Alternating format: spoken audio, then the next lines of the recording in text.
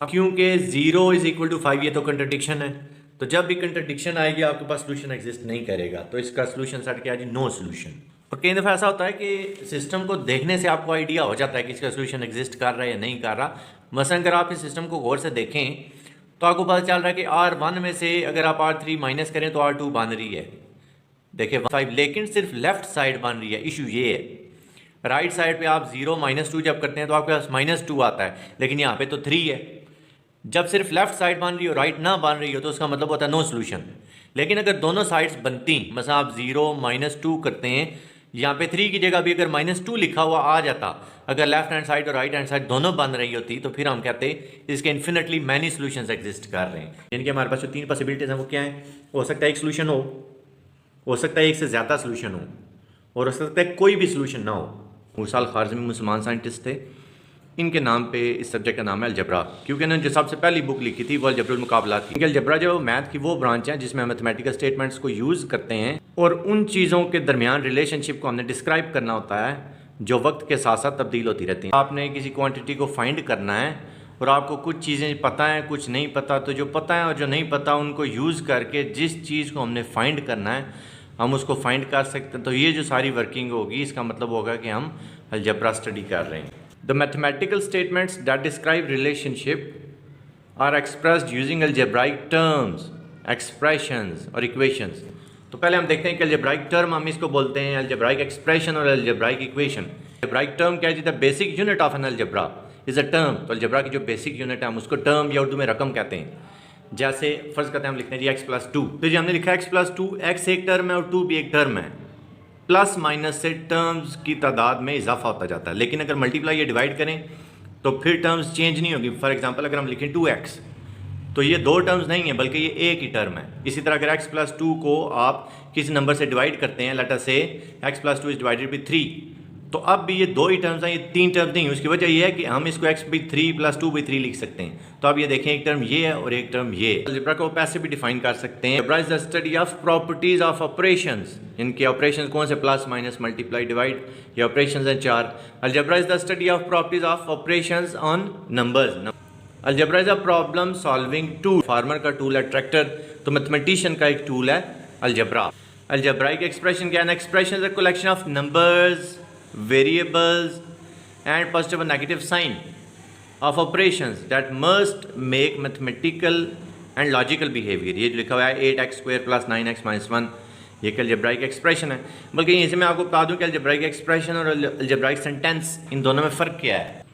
This is an algebraic expression involving 3 terms, 8x² पहली term है, 9x दूसरी term है और -1 तीसरी टर्म है। आप लिखें 8x² + 9x - 1 is equal to 5, यानी कि अगर इज इक्वल टू आ जाए तो फिर अलजेब्राइक एक्सप्रेशन अलजेब्राइक सेंटेंस कहलाता है।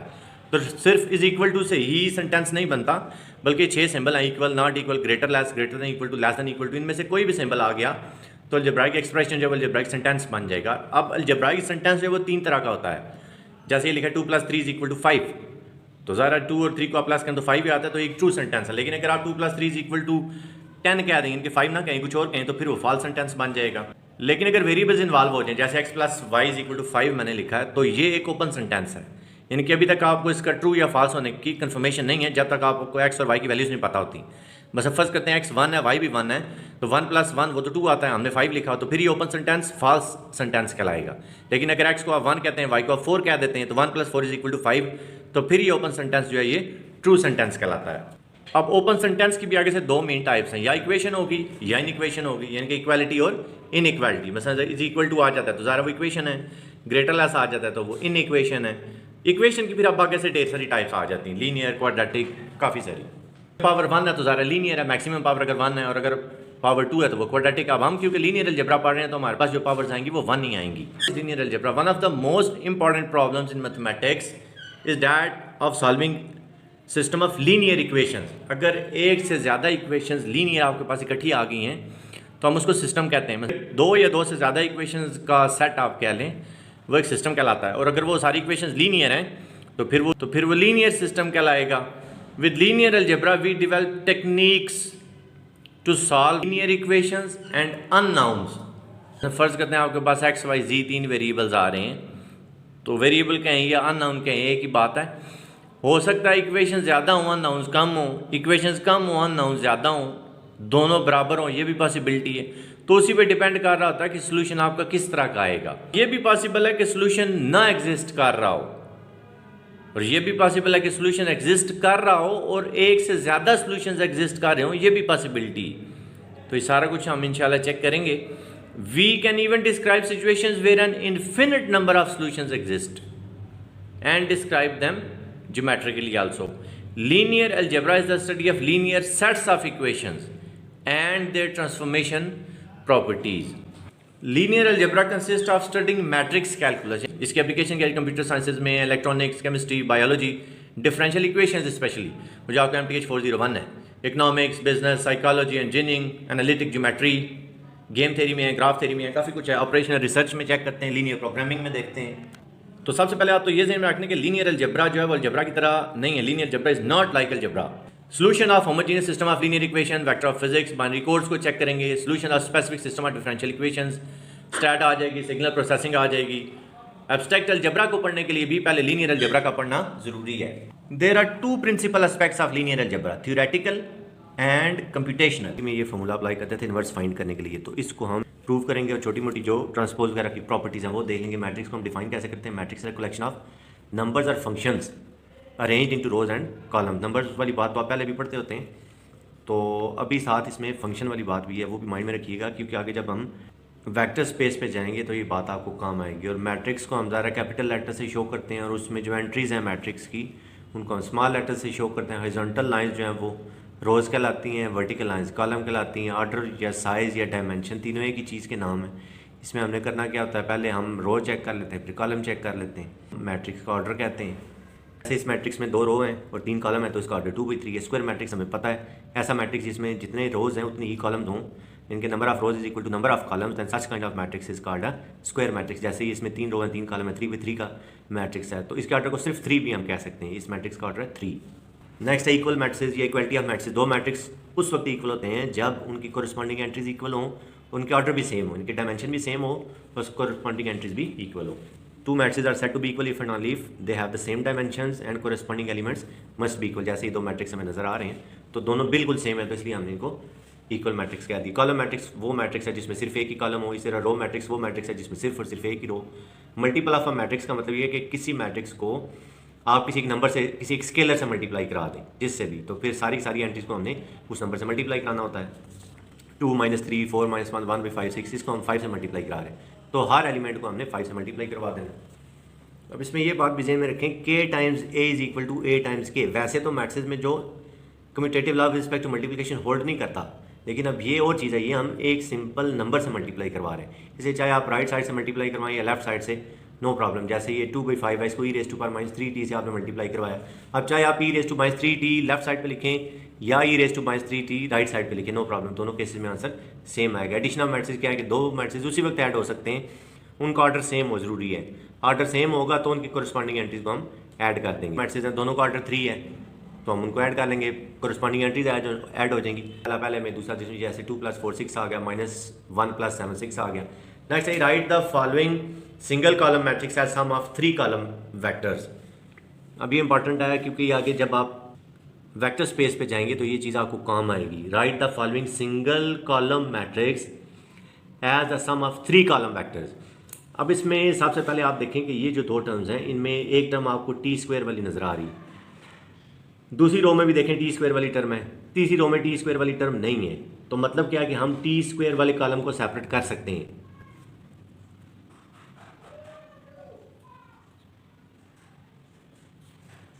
ये हमने पहला कॉलम वेक्टर लिख लिया। अब आगे देखें जी, e⁻t वाले को भी हम इसी तरह कॉलम की फॉर्म दे देंगे।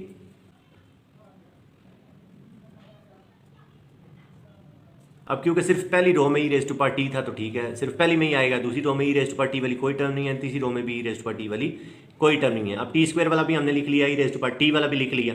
अब हम जो सिंपल t है वो वाला लिख लेते हैं। पहली रो में तो t वाला ही नहीं है तो 0 आ गया, दूसरी रो में 7t है, तीसरी रो में 5t है। अब इसी तरह जो इनमें से कॉमन आ रहा है वो कॉमन भी कंसिडर कर लें तो ये ज़्यादा अच्छी बात है। मतलब इसमें से t² कॉमन आ रहा है,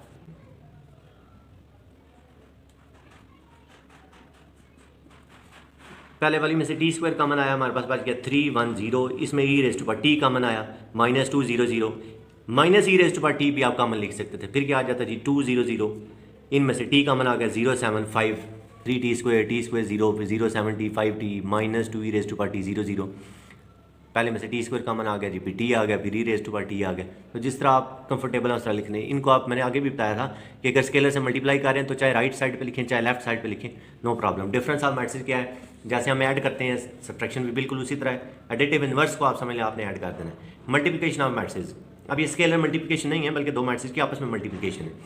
तो उसके लिए आपको पहले मैट्रिक्स के कॉलम देखने पड़ेंगे, दूसरी मैट्रिक्स की रोज देखनी पड़ेंगी। अगर वो सेम है तो ठीक है, वो मल्टीप्लाई हो जाएंगे, वरना नहीं होंगे। जैसे हमने एक मैट्रिक्स रखा है ए, इसकी m रोज हैं और n कॉलम्स हैं। दूसरा मैट्रिक्स रखा है हमने b, इसकी n रोज हैं और p कॉलम्स हैं। क्योंकि पहले मैट्रिक्स के कॉलम और दूसरी की रोज आपस में इक्वल हैं तो इन मैट्रिक्स को मल्टीप्लाई कर सकते हैं, और जो बाकी बच जाएगा वो जो आपका रिजल्ट आया हुआ होगा उसका ऑर्डर होगा। ये जैसे a में m रोज थी तो c की भी m रोज होंगी, b के p कॉलम्स थे तो c के भी p कॉलम, यानी कि इसका ऑर्डर आ जाएगा m/p।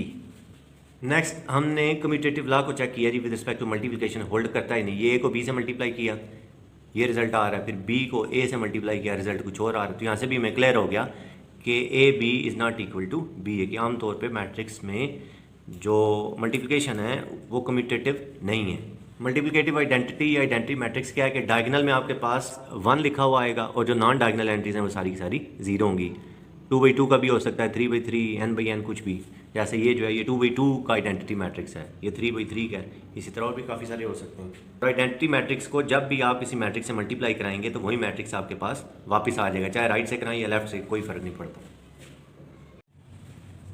जीरो मैट्रिक्स क्या है जी, या नल मैट्रिक्स है। ऐसा मैट्रिक्स जिसकी तमाम एंट्री जीरो, उसको हम जीरो मैट्रिक्स या नल मैट्रिक्स कहते हैं। जीरो मैट्रिक्स को आप जिस भी मैट्रिक्स में ऐड करेंगे वही मैट्रिक्स आपके पास वापस आ जाएगा। इंटरेस्टिंग बात यह है कि मैट्रिक्स में कम्यूटेटिव लॉ तो होल्ड नहीं करता, लेकिन एसोसिएटिव लॉ होल्ड करता है। अगर मल्टीप्लिकेशन पॉसिबल है, सबसे पहले तो हम ज़ाहिर यही देखेंगे मल्टीप्लिकेशन हो भी सकती है ही नहीं। अगर कन्फर्मेबल है मल्टीप्लिकेशन तो फिर एसोसिएटिव लॉ भी होल्ड करेगा। अब ये देखें, जैसे अभी हम स्टार्ट करते हैं कि ए मैट्रिक्स का हम ऑर्डर रख रहे हैं m/p, यानी कि m रोज हैं और p कॉलम्स हैं। बी मैट्रिक्स का हम ऑर्डर रख रहे हैं p/r, इनके p रोज हैं और r कॉलम्स हैं। तो अगर पहले मैट्रिक्स के कॉलम और दूसरे मैट्रिक्स की रो इक्वल हों तो ज़ाहिर है उनकी मल्टीप्लिकेशन हो जाएगी। अब इसमें दोनों p हैं तो ठीक है, मल्टीप्लिकेशन हो गई। अब नेक्स्ट देखें, c मैट्रिक्स की रोज हैं r और कॉलम्स हैं n, और जो बी मैट्रिक्स था उसमें p रोज थी और r कॉलम थे। अब r यहाँ पे भी इक्वल हो गए, इसका मतलब है b को c से भी मल्टीप्लाई किया जा सकता है, और नेट रिजल्ट आपके पास क्या आएगा, जो आपके पास बच गया था, जैसे पहले हम बात कर रहे थे m/n का मैट्रिक्स आपके पास रिजल्ट आ जाएगा। इसी तरह अगर आप b को c से मल्टीप्लाई करें तो आपके पास रिजल्ट आ जाएगा p/n। फिर आप जब उसी को a से मल्टीप्लाई करेंगे तो फिर भी आपके पास रिजल्ट m/n ही आएगा। तो यहाँ से भी हमें कन्फर्म हो रहा है कि मैट्रिक्स में associative law with respect to multiplication वो होल्ड करता है। ABC आप कोई भी 3 मैट्रिक्स रख के तो इसको चेक कर सकते हैं। डिस्ट्रीब्यूटिव लॉ क्या है जी, a × b + c = ab + ac, यानी कि a को b से मल्टीप्लाई कराना है, प्लस लिखना है, फिर a को c से मल्टीप्लाई कराना है। लेकिन अगर मल्टीप्लिकेशन पॉसिबल है तो यानी कि ऑर्डर जो है वो b और c का आपने देख लेना सेम हो, क्योंकि b और c का ऑर्डर सेम होगा तो एडिशन पॉसिबल है, वरना तो पॉसिबल ही नहीं है। फिर a के जो कॉलम है b की रोज उतनी होनी चाहिए, c की रोज भी उतनी होनी चाहिए, तब भी वापस में मल्टीप्लिकेशन होगी, वरना मल्टीप्लिकेशन पॉसिबल नहीं है। आप कुछ ऐसी बातें हैं जो रियल नंबर्स में तो होल्ड कर रही हैं लेकिन मैट्रिक्स में वो होल्ड नहीं कर रही होती, वो क्या है। Cancellation law set of real numbers पे वैलिड है, होल्ड करता है उसमें, लेकिन मैट्रिक्स में लॉ ऑफ कैंसलेशन होल्ड नहीं करता। लॉ ऑफ कैंसलेशन क्या है, b = ad, तो लेफ्ट साइड से कैंसिल हो गया, बाकी b = d। तो रियल नंबर्स की आता है तो ये बात ठीक है, लेकिन मैट्रिक्स में होल्ड नहीं करता। अभी देखिए मैं आपको एग्जांपल से बात समझाता हूँ। a को अगर हम b से मल्टीप्लाई करें और a को c से मल्टीप्लाई करें, ये आपका रिजल्ट आता है दोनों सूत्रों में, यानी कि ab = ac, ये रिजल्ट आ रहा है।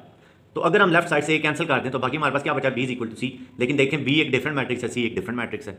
इसी तरह दो नंबर्स को आप मल्टीप्लाई करके अगर रिजल्ट 0 ला रहे हैं तो इन दोनों में से किसी एक का 0 होना जरूरी है, मतलब या तो a 0 होगा या b 0 होगा, लेकिन मैट्रिक्स में ऐसा नहीं है। अब देखें, अगर आप ये दो मैट्रिक्स हैं a और d, इन दोनों को आप मल्टीप्लाई कराएं तो आपके पास इनाल मैट्रिक्स आ रहा है, लेकिन ना a 0 है ना ही d 0 मैट्रिक्स है, दोनों 0 मैट्रिक्स नहीं है, लेकिन फिर भी इनका रिजल्ट नल मैट्रिक्स आ रहा है। तो मैट्रिक्स में ये प्रॉपर्टी होल्ड नहीं करती, इनके दोनों नॉन जीरो होने के बावजूद भी आपको रिजल्ट 0 दे सकते हैं। Determinant of a matrix, determinant is actually a function, एक स्केलर, एक नंबर आ रहा होता है आपके पास डिटर्मिनेंट।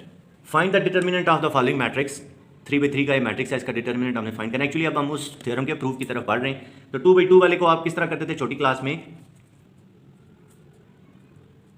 कि अगर आपके पास ये ABCD एक डिटर्मिनेंट है तो हम उसको करते थे AD माइनस BC। लेकिन अब जो 3/3 वाला है उसका सिस्टम ज़रा थोड़ा सा डिफरेंट है। पहले आपने क्या करना है, पहले ये जो नंबर 3 है उसको इसी तरह लिख लेना है। अब 3 जिस रो में और जिस कॉलम में है, ये 3 वाला कॉलम बन गया और ये 3 वाली रो बन गई। इन दोनों को आपने स्किप कर देना। बाकी क्या बात क्या 5 1 2 4 5 1 2 4। अब ये 2/2 वाला आ गया, इसका डिटर्मिनेंट अब इसी तरह फाइंड कर लेंगे। इसी तरह नेक्स्ट वाले का साइन जो है वो चेंज करना है, पहले वाले का नहीं किया, दूसरे वाले का करना है। क्यों करना है ये भी मैं बात आपको बताता हूँ, फिलहाल आप यही ध्यान में रखें। इसका साइन हम चेंज कर देंगे, ये -6 हो जाएगा। इसी तरह ये -6 वाला कॉलम है और ये -6 वाली रो है, इन दोनों को आप स्किप कर दें। बाकी बात क्या 2 1 -1 4 ये आ गया, इसको हम सॉल्व कर लेंगे। नेक्स्ट वाले का फिर आपने साइन चेंज नहीं करनी, इनके पहले का साइन चेंज नहीं करना, तीसरे का भी नहीं करना, दूसरे का करना है। क्यों ये मैं बताता हूँ। तो जब 2 वाली रो और 2 वाला कॉलम स्किप करेंगे हमारे पास आ जाएगा 2 5 -1 2 2 5 -1 2। इसको भी हम इसी तरह सॉल्व कर लेंगे। अब ये जो आपके पास है ना 5 1 2 4, इसको बेसिकली कहते हैं कि ये माइनर है 3 का। इसी तरह ये जो 2 1 -1 4 जो डिटर्मिनेंट की फॉर्म में लिखा हुआ है ये माइनर है 6 का। और ये जो 2 5 -1 2 है ये माइनर है 2 का। यानी कि 3 के माइनर का रिजल्ट आपके पास क्या आएगा 5 4 20 -2 20 -2 18। 3 का माइनर आपके पास आ रहा है 18। 6 का माइनर हमारे पास क्या आएगा 4 2 8 माइनस माइनस प्लस 1 8 प्लस 1। 6 का माइनर आ रहा है 9 और 2 का माइनर भी 9 आ रहा है। जब हम इस सारे को सिंप्लीफाई करेंगे तो डिटर्मिनेंट का रिजल्ट हमारे पास आ जाएगा 18। अभी ये माइनर को फैक्टर वाली बात हम आगे करेंगे, इसी से हम उस थ्योरम को प्रूव करेंगे। ट्रांसपोज ऑफ अ मैट्रिक्स क्या है कि आपने मैट्रिक्स की रोज को कॉलम में चेंज कर देना है या कॉलम को रोज में चेंज कर देना है। जैसे ये A1 1 A1 2 up to A1n ये रो थी तो ये कॉलम की फॉर्म में आ जाएगी A1 1 A1 2 A1n। और ट्रांसपोज की प्रॉपर्टीज क्या हैं जी। पहली प्रॉपर्टी ये कि जब आप 2 दफ़ा ट्रांसपोज लें तो वही मैट्रिक्स वापस आपके पास आ जाता है। फिर ये देख लें AB whole transpose is equal to B transpose A transpose. इसी तरह चाहे ABC भी आगे लिखा हुआ है ABC होल ट्रांसपोज, तो पहले आप C ट्रांसपोज लिखेंगे, फिर B ट्रांसपोज लिखेंगे, फिर A ट्रांसपोज लिखेंगे। और जब आप इस पे ट्रांसपोज की प्रॉपर्टी अप्लाई करते हैं, क्योंकि K एक स्केल है तो कोई फर्क नहीं पड़ता, आपके पास ये वापस आ जाएगा K उसी तरह आ जाएगा A ट्रांसपोज वापस। रीज़न क्या है कि जब आप इस पे ये प्रॉपर्टी अप्लाई करेंगे तो K A ट्रांसपोज क्या बन जाएगा A ट्रांसपोज K, क्योंकि K एक स्केलर है तो इसका ट्रांसपोज लें ना लें कोई फर्क नहीं पड़ता। और स्केलर मल्टीप्लिकेशन जो हमने पढ़ी है वो तो ज़्यादा कम्यूटेटिव है, वो हमने पढ़ा था KA is equal to AK। तो इस K को आप पहले लिख लें, शायद आपके पास वापस वही चीज़ आ गई। मल्टीप्लिकेटिव इन्वर्स क्या जी, दो मैट्रिक्स आपस में मल्टीप्लाई हो गए, अगर रिजल्ट आइडेंटिटी दे रहे हैं तो दोनों मैट्रिक्स एक दूसरे के मल्टीप्लिकेटिव इन्वर्स कहलाएंगे। सिंगुलर मैट्रिक्स उस मैट्रिक्स को बोलते हैं जिसका डिटर्मिनेंट 0 आ जाए। अगर डिटर्मिनेंट 0 आया तो मैट्रिक्स सिंगुलर है, डिटर्मिनेंट 0 नहीं आया तो मैट्रिक्स नॉन सिंगुलर है। माइनर ऑफ एन एलिमेंट ये B square matrix of order n by n, क्योंकि अगर आपने माइनर फाइंड करना है तो मैट्रिक्स का स्क्वायर होना जरूरी है, उसमें रोज कॉलम इक्वल हो। देन द माइनर Mij का मतलब है Aij वाले का माइनर, यानी कि अगर आप लिखेंगे M11 उसका मतलब होगा A11 वाली एंट्री का माइनर, M12 लिखेंगे उसका मतलब होगा A12 वाली एंट्री का minor. The minor Mij of the element Aij belongs to A is the determinant of n - 1 by n-, मतलब यही है कि जिस रो और जिस कॉलम में वो एंट्री मौजूद है उसको आप स्किप कर देंगे। n-1 by n-1 matrix obtained by deleting ith row and jth column from A। ऐसे ये क्वेश्चन है, इस क्वेश्चन में कह रहा है कि 3 का माइनर बताएं इस नंबर का, तो ये वाला कॉलम हम स्किप कर देंगे, ये वाली रो हम स्किप कर देंगे, बाकी का बच गया 1025 इसका डिटर्मिनेंट फाइंड कर लेंगे। 5 1 5 -2 0 0, तो 5 इसका माइनर आ गया। यहीं से आप को फैक्टर भी देख लें। को फैक्टर में आपने क्या करना है कि साथ आपने -1 की पावर चेक कर। अब ये मैंने क्या किया, क्योंकि ये जो एंट्री है ये फर्स्ट रो और सेकंड कॉलम में, तो आपने बाकी ये तो उसी तरह लिखना है। साथ -1 की पावर भी first row and second column, यानी कि C12 means first row second column 1 + 2, तो -1 की पावर 3 जो है वो क्योंकि -1 होता है, इसको सिंप्लीफाई करेंगे हमारे पास आ जाएगा -5, यानी कि 3 का जो माइनर है वो है 5 और 3 का जो को फैक्टर है वो हमारे पास आया -5।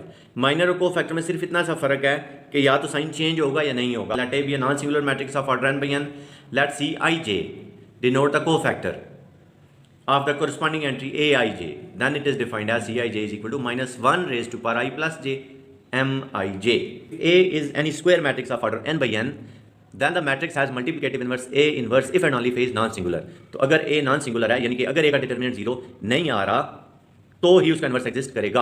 अब जो हमारा रिक्वायर्ड थ्योरम है उस पर आते हैं। The inverse of matrix is given by A inverse is equal to 1 over determinant of A into adjoint of A। इधर जो हम एडजॉइंट लिखते हैं ना,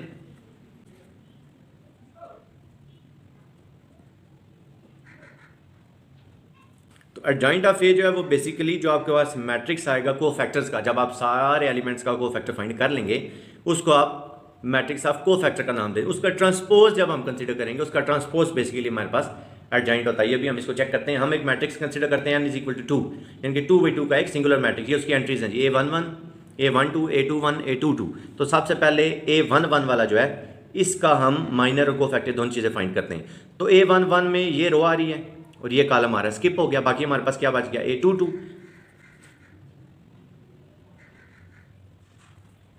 तो -1 की पावर आ जाएगी 1 + 1 7 A22, और -1 की पावर 2 वो तो एक इवन नंबर है।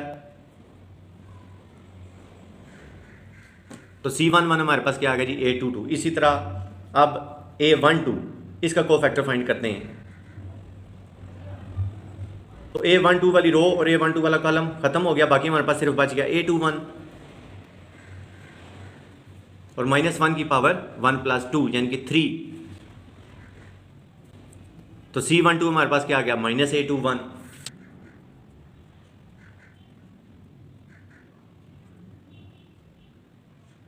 और C22 हमारे पास आ जाएगा इसी तरह A11। अब ये जो सारे हमारे पास कोफैक्टर्स आए हैं इनको हम अपनी जगह पे लिख देते हैं। ये मैट्रिक्स का कोफैक्टर आ जाएगा A22, -A21, -A12, A11। तो इसका जब हम ट्रांसपोज कंसीडर करेंगे वही एडजॉइंट कहलाता है। एडजॉइंट ऑफ ए क्या आ जाएगा, ये रो थी कॉलम बना दी, अगली रो थी कॉलम बना दी। एडजॉइंट आ गया A22, -A12, -A21, A11, यानी कि ये चीज़ A22, -A12, -A21, A11। अब ये वही चीज़ है जैसे 2/2 में आप कहते हैं जी इन दोनों की जगह चेंज करें और इन दोनों के साइन चेंज करें, ये इस वजह से हम कहते होते हैं। तो ये हमारा थ्योरम जो है 2/2 के लिए प्रूव हो गया। इसी तरह 3/3 के लिए भी आप कर सकते हैं। 3/3 के केस में हमारे पास ये एक मैट्रिक्स है general, A11, A12, A13, A21, A22, A23, A31, A32, A33। तो C11 हमारे पास क्या आएगा, ये वाला कॉलम और ये वाली रो स्किप कर देंगे, A22, A23, A32, A33, A22, A23, A32, A33। इसी तरह बाकी C12, C13 and so on, बाकी सारे भी हम फाइंड कर लेंगे। फाइंड करने के बाद उसी तरह हम मैट्रिक्स ऑफ कोफैक्टर्स लिखेंगे, और मैट्रिक्स ऑफ कोफैक्टर्स का जब हम ट्रांसपोज लिखेंगे तो वो एडजॉइंट कहलाएगा। ये देखें C11, C12, C13, यानी तो यहाँ पे चाहिए थे C11, C12, C13। हमने डायरेक्ट ट्रांसपोज कंसीडर कर लिया, ये आ गया C11, C12, C13, C21, C22, C23, C31, C32 and C33। Find if possible the multiplicative inverse of A। तो पहले हम डिटर्मिनेंट फाइंड कर लेंगे। डिटर्मिनेंट फाइंड करने के बाद फार्मूला लिख लेंगे, one by determinant of into adjoint of A. Adjoint वाली वैल्यू पुट हो गई, डिटर्मिनेंट लिख लिया, सिंप्लीफाई किया, ये आपका रिजल्ट आया। चेकिंग क्या है, ए को इनवर्स से मल्टीप्लाई करें, वापस आइडेंटिटी आ रहा है तो ठीक है, वो आपका मल्टीप्लिकेटिव इनवर्स है। इसी तरह अगर हम इस डिटर्मिनेंट का मल्टीप्लिकेटिव इनवर्स निकालना चाहें तो इसका डिटर्मिनेंट क्योंकि 0 आ रहा है, यानी कि ये मैट्रिक्स सिंगुलर है, इसलिए इसका मल्टीप्लिकेटिव इनवर्स एग्जिस्ट नहीं करता। 3/3 का मैट्रिक्स है, इसका भी मल्टीप्लिकेटिव इनवर्स हम उसी फार्मूले से फाइंड कर सकते हैं। हमने पहले इसका डिटर्मिनेंट फाइंड किया, वो 0 नहीं आया, तो इसका मतलब है कि इसका इनवर्स एग्जिस्ट करता है। वहीं सारा काम C11, C12, C13 सारे को फैक्टर्स हमने फाइंड कर लिए। जो मैट्रिक्स ऑफ को फैक्टर आया है उसका ट्रांसपोज ही हमने लिख लिया। ये देखें 1 5 -3 1 5 -3 -2 2 6 -2 2 6 2 -2 6 2 -2 6। डिटर्मिनेंट 12 आया हुआ था, उसको इससे मल्टीप्लाई कराया, ये आपके पास इनवर्स आ गया। नेक्स्ट है derivative of a matrix of a function and integral of matrix of a function. तो ये हम कैसे फाइंड करेंगे, हर एंट्री को डायरेक्ट डिफरेंशिएट कर लेंगे या डायरेक्ट इंटीग्रेट कर लेंगे, जो भी क्वेश्चन में डिमांड है। ये डेरिवेटिव का फार्मूला है। अगर ये एक मैट्रिक्स है तो dA/dt क्या आएगा, Aij, यानी कि हर एंट्री को आपने डिफरेंशिएट करना है विद रिस्पेक्ट टू t। इसी तरह जब आप इंटीग्रेट कर रहे हैं तो आपने हर एंट्री को इंटीग्रेट करना है from t naught to t। First entry है sin 2t e⁻3t at -1। sin 2t को जब आप डिफरेंशिएट करेंगे 2 cos 2t आ जाएगा, e⁻3t को करेंगे 3 e⁻3t आएगा, at -1 को करेंगे तो 8 आ जाएगा, डेट्स इट। लेकिन जब आपने इंटीग्रेट करना है तो जैसे sin 2t था, आप sin 2s को इंटीग्रेट करेंगे फ्रॉम 0 टू t। इस तरह e⁻3t था, आप e⁻3s को इंटीग्रेट करेंगे फ्रॉम 0 टू t। इस तरह t-1 को भी इंटीग्रेट करेंगे फ्रॉम 0 टू t। ये एक्सरसाइज में 2 क्वेश्चन है डिफरेंशिएट और इंटीग्रेट वाले, तो मैं वो दोनों कर देता हूँ, देख लें। जैसे ये x है तो dx/dt आपने फाइंड करना है, तो आप क्या करेंगे, हाफ sin 2t को आप डिफरेंशिएट कर लेंगे, -4 cos 2t को डिफरेंशिएट कर लेंगे। इस तरह -3 sin 2t plus 5 cos 2t उसको भी डिफरेंशिएट कर लेंगे, रिजल्ट आ जाएगा cos 2t plus 8 sin 2t और -6 cos 2t -10 sin 2t। अब ये जो क्वेश्चन है इसमें भी हमने इसको इंटीग्रेट करना है और करना है 1 से 2 तक, जहाँ तक वो कह रहा है तो ठीक है हम भी कर देंगे। 6t का इंटीग्रल आपके पास क्या आ जाएगा, 6t² 2 या 2 3 6 3t², इसका 2t, इसका -1/t² और 4t का 2t², उनको भी आप इंटीग्रेट कर लेंगे 1 to 2 सबको। Linear equation in n variables x1 x2 up to xn can be expressed as a1x1 plus a2x2 up to an xn is equal to b। अब ये b 0 भी हो सकता है और नहीं भी हो सकता। अगर b 0 है इनके राइट साइड पे आपके पास कैसे कह लें जीरो आया हुआ है, तो ये होमोजीनियस लीनियर इक्वेशन कहलाएगी, और अगर जीरो नहीं है तो ये नॉन होमोजीनियस कहलाएगी। जितने वेरिएबल्स होंगे उतनी ही डायमेंशंस होंगी। जैसे इसमें n वेरिएबल्स हैं तो ये n डायमेंशनल है, और n में आप वर्क कर रहे होंगे। और ये जैसे एक इक्वेशन है a1x + a2y = b। अब इसमें क्योंकि दो वेरिएबल्स हैं तो इसका मतलब ये 2 डायमेंशनल है। कार्टेशियन कोऑर्डिनेट सिस्टम की बात करें, इसका ये मतलब है अगर आप 3 वेरिएबल्स वाले चेक करें a1x + a2y + a3z = b, तो इसका मतलब है कि आप 3D में वर्क कर रहे हैं, यानी कि x, y और z।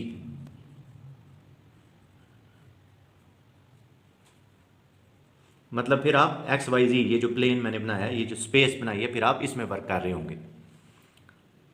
A linear equation doesn't involve any products or square root of the variable, यानी कि आपके पास x, y मल्टीप्लाई होते हुए आपको कहीं पे भी नजर नहीं आएंगे, x1, x2 मल्टीप्लाई होते आपको कहीं पे भी नजर नहीं आएंगे। और अगर आपके पास लीनियर इक्वेशंस एक से ज़्यादा आ गई हैं, 2, 3, 4, तो वो एक पूरा सिस्टम बन जाएगा। इनके सिस्टम ऑफ लीनियर इक्वेशंस का मतलब है कम से कम 2 लीनियर इक्वेशंस।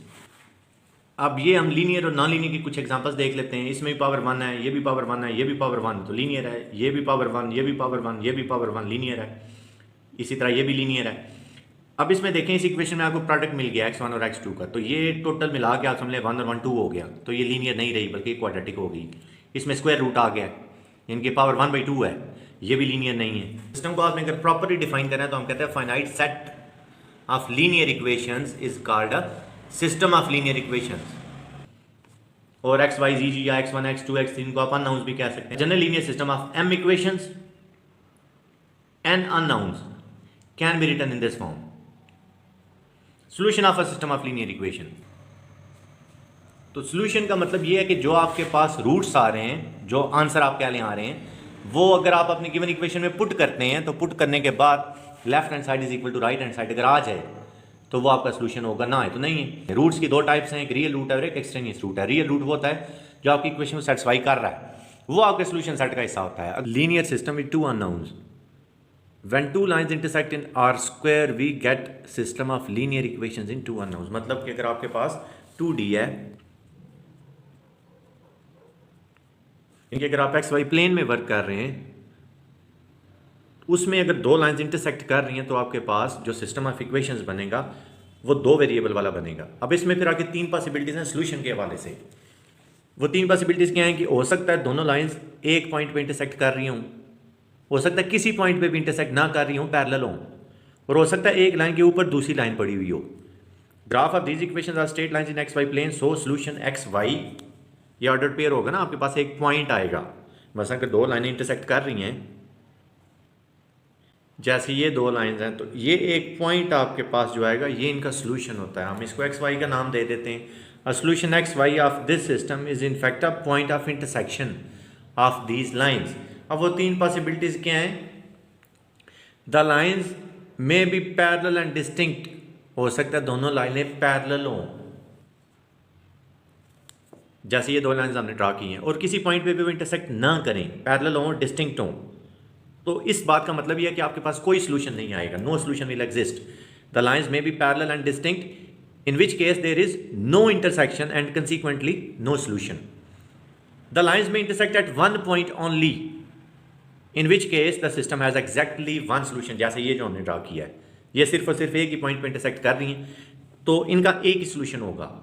तीसरी पॉसिबिलिटी ये है, ये एक लाइन, इसके ऊपर ही दूसरी लाइन भी एग्जिस्ट कर रही हो। इस सूरत में हम कहते हैं कि इसका सॉल्यूशन तो है, लेकिन एक नहीं है, एक से ज़्यादा सॉल्यूशंस हैं, इन्फिनिटली मैनी सॉल्यूशंस।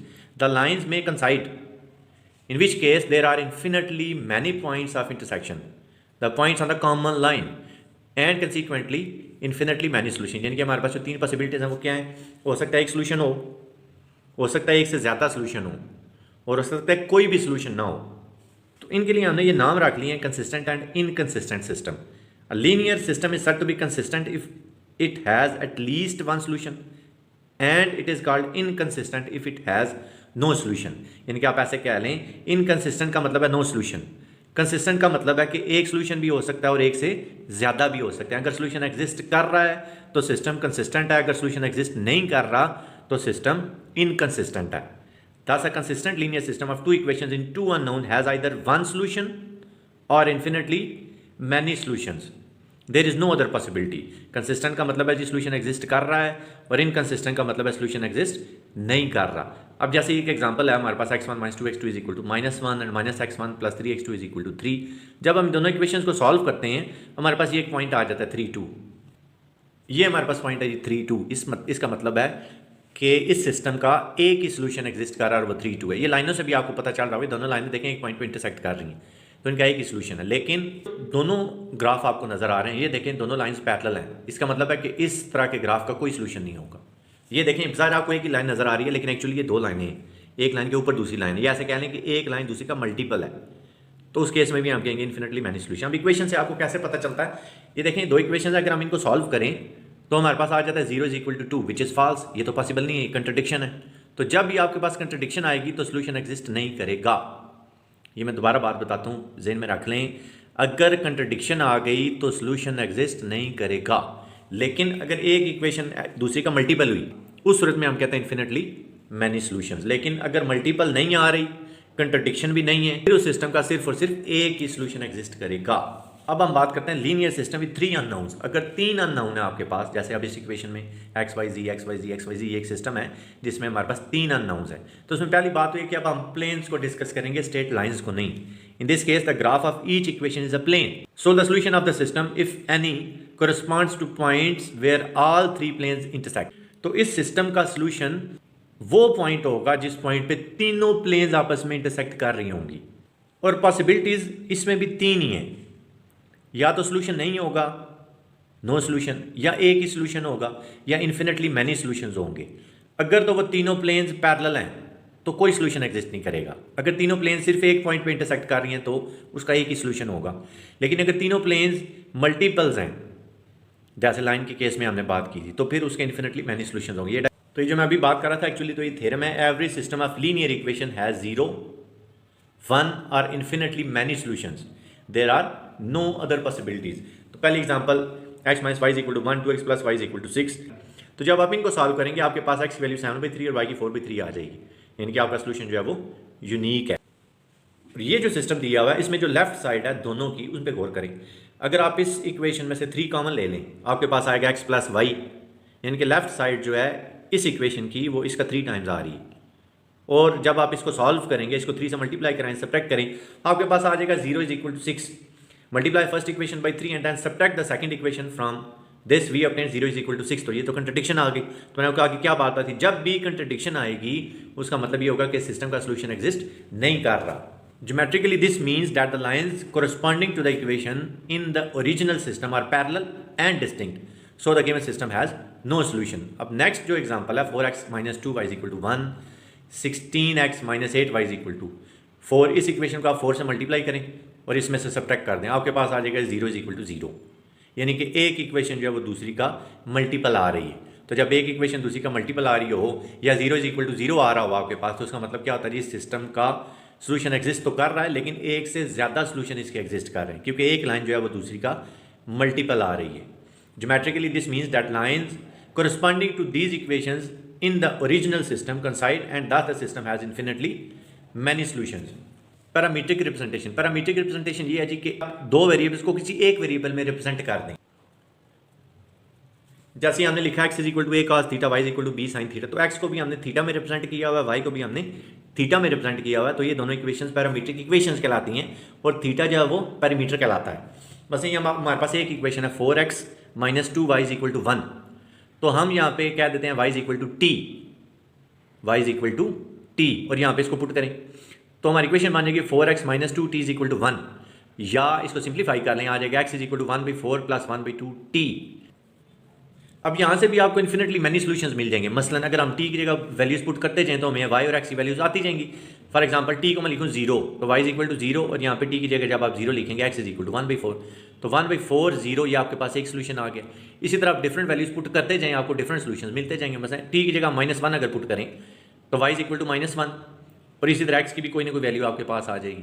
t की जगह 1 पुट करें तो आपके पास इसी तरह x की भी कोई ना कोई वैल्यू आ जाएगी। t को 1 पुट करने से आपके पास x आ रहा है 3/4 और t को -1 पुट करने से आपके पास x आ रहा है -1/4। अब हम 3 वेरिएबल वाले सिस्टम की तरफ आते हैं। ये एक सिस्टम हमें दिया हुआ है, अब हम इसको सॉल्व करते हैं। लेकिन सॉल्व करने से पहले आप सिर्फ ये देख लें कि इनमें से कोई इक्वेशन दूसरी का मल्टीपल तो नहीं बन रही। अगर ऐसा है तो उसको सॉल्व करना इंतहाई आसान हो जाएगा। अब देखें इस इक्वेशन में से अगर आप 2 कॉमन लें तो आपके पास आएगा x - y + 2z।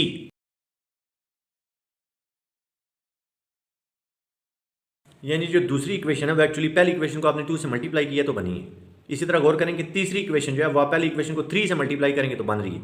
लेकिन 3x - 3y + 6z = 15। यानी कि जो दूसरी और तीसरी इक्वेशन है वो एक्चुअली पहली इक्वेशन का मल्टीपल्स हैं। यानी कि जो पहली प्लेन आपके पास आ रही है, दूसरी प्लेन और तीसरी प्लेन पहली प्लेन का मल्टीपल आ रही हैं।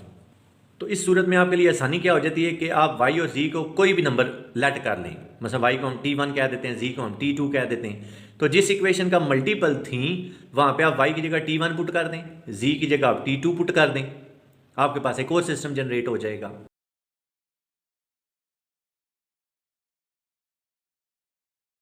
y को हमने रख लिया जी t1 और z को हमने रख लिया जी t2।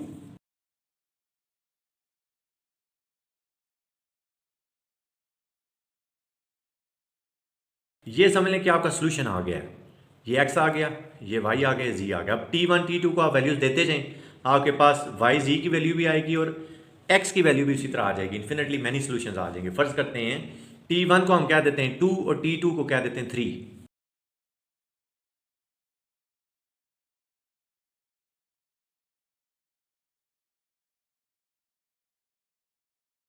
गया 1 2 3, ये आपका एक सोल्यूशन आ गया। अब आप इसको वेरीफाई करना चाहते हैं तो पहली इक्वेशन में पुट करके कर सकते हैं। x की जगह 1, y की जगह 2, z की जगह 3।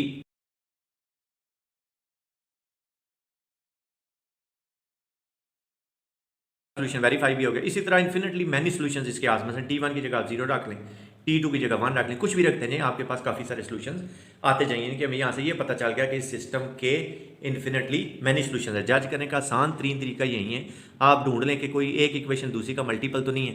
ऐसे आ गया तो आपके लिए आसानी हो जाएगी। ये आपके जो हैंड्स आउट हैं MTH 401 के, उसमें भी ऐसे ही दिया हुआ है जी। अब हम आते हैं जी मैट्रिक्स नोटेशन पे। इंपॉर्टेंट चीज़ है क्योंकि इसी की बेस पे अब हम अगले लेक्चर चलाएंगे। ये हमें 3 इक्वेशन दी हुई हैं। हमने सबसे पहले मैट्रिक्स ऑफ कोफिशिएंट्स लिख लेना है। ये x1 का कोफिशिएंट है 1, x2 का कोफिशिएंट है -2, x3 का कोफिशिएंट 1। दूसरी इक्वेशन पे आ जाते हैं। x1 नहीं है मतलब 0, x2 का कोफिशिएंट 2, x3 का कोफिशिएंट -8, x1 का फिर -4, x2 का 5, x3 का 9। This matrix is called matrix of coefficients. और ये जो आपने राइट साइड पे जो कुछ छोड़ा हुआ है, अगर ये भी आप इधर एक और कॉलम बना लें तो हम उसको आर्गुमेंटेड मैट्रिक्स बोलते हैं और आमतौर पे उसको AB से शो किया जाता है। कुछ और भी आप लिख सकते हैं, आपकी मर्जी। ये जो लास्ट वाले इक्वल टू के बाद वाला कॉलम था वो भी अगर आप लिख लें तो हम इस सारे को बोलते हैं augmented matrix. Solving a linear system. अब इसको सॉल्व करने के काफ़ी सारे मेथड हैं। तो सबसे पहले हम देखते हैं सक्सेसिव एलिमिनेशन मेथड। अब आपने करना क्या है, जैसे आप छोटी क्लासों में 2 इक्वेशंस को सॉल्व करते रहे हैं, उसी तरह 3 को भी आप सॉल्व कर सकते हैं। इस इक्वेशन को सॉल्व करते हैं, ये वो आर्गुमेंटेड मैट्रिक्स आपने लिख लिया, इसके थ्रू भी सॉल्व कर सकते हैं डायरेक्ट भी। अब हम अगर गौर करें, हमें नज़र आ रहा है कि यहाँ पे x1 तो है नहीं है, तो इन दोनों इक्वेशंस को सॉल्व करके हम x1 को एलिमिनेट कर सकते हैं। इस इक्वेशन को 4 से मल्टीप्लाई करें, इस इक्वेशन में ऐड कर दें। जब ऐड कर देंगे, सॉल्व करेंगे, हमारे पास आ जाएगा -3x2 + 13x3 = -9। यानी कि जो थर्ड वाली इक्वेशन थी आपके पास, अब उस इक्वेशन की जगह आप ये लिखेंगे। x1 नहीं है मतलब यहाँ पे हम लिख देंगे 0, x2 की जगह हम लिख देंगे -3, x3 की जगह हम लिख देंगे 13 और x4 की जगह आपके पास -9 आ जाएगा। ये आ गया जी हमारे पास 0, -3, 13 एंड -9। उसके बाद हमने ये करना है कि ये x2 जो है तो एक्चुअली हम कहते हैं पिवट पॉइंट। सबसे पहले आपने पिवट पॉइंट को 1 बनाना है, उससे नीचे वाले को 0। अभी हमने यही काम किया है कि 1 के नीचे इधर तो 0 था ऑलरेडी, इधर -4 था, तो पहले हमने इसको 0 बनाया। अब जब ये बन जाएगा तो पिवट हमेशा डायगोनल में चलते हैं, ऐसे ये आप ज़हन में रख लें, पिवट हमेशा डायगोनल में मूव करता है। अब हमारा नेक्स्ट पिवट है ये, यानी कि इसको पहले हमने 1 बनाना है। तो उसका तरीकाकार क्या है, इस सारी रो को या सारी इक्वेशन को आप 2 से डिवाइड कर लें। ये 1 हो जाएगा, ये -4 हो जाएगा, ये +4 हो जाएगा। Multiply equation number 2 by 1/2 in order to obtain 1 as the coefficient of x2। जब उस इक्वेशन को हमने 1/2 से मल्टीप्लाई, ये 2 से डिवाइड किया, हमारे पास आ गया x2 minus 4x3 is equal to 4, यानी कि x2 की जगह पे आ गया, यानी कि x2 का कोफिशिएंट 1 आ गया, x3 का -4 और राइट साइड पे भी 4।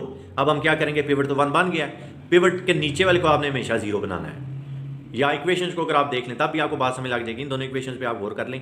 इस इक्वेशन को अगर हम 3 से मल्टीप्लाई करें और ऐड कर दें इस इक्वेशन में तो हमारे पास 0 आ जाएगा। To eliminate x2 from third equation add 3 times equation number 2 equation number 3। तो सिंप्लीफाई करके ये आपके पास एक आइडेंटिटी मैट्रिक्स बनेगा। अगर सिर्फ ये 3 कॉलम आप देखते हैं तो अब क्या है जी, ये x1 का आंसर है 29, x2 का आंसर है 16 और x3 का आंसर है 3। अब ये जो तीनों आपके पास x1, x2, x3 की वैल्यूज आई हुई, इसको आप किसी भी एक इक्वेशन में पुट करके चेक कर लें। Left hand side is equal to right hand side आ जाएगा, तो उसका मतलब ये होगा कि 29, 16 and 3 is a solution of the system.